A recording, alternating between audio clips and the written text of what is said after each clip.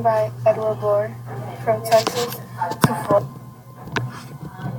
A young boy named Paul Fisher with an impaired vision was from Houston, Texas, to a place named Lake Windsor Downs in Florida with his family. Paul fears his older brother, named Eric. Even if Paul has to wear special glasses, he can see the cruel truth behind everyone.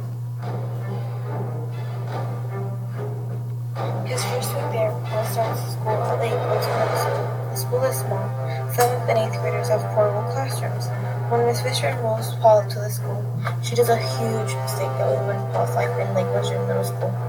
And that is when she files an IEP. The weather is strange at Lake Windsor Downs. It is always burning underground and lightning strikes every day during football practice. There is a mud fire that burns all day with intensive smoke. The weather is unpredictable. That could possibly cause. In everyone's eyes, Eric Fisher is a football star because he is a great place kicker. With the help of his new friend Arthur, they will be the stars in football. But what happens when a murder has occurred during football practice? What will happen to Eric?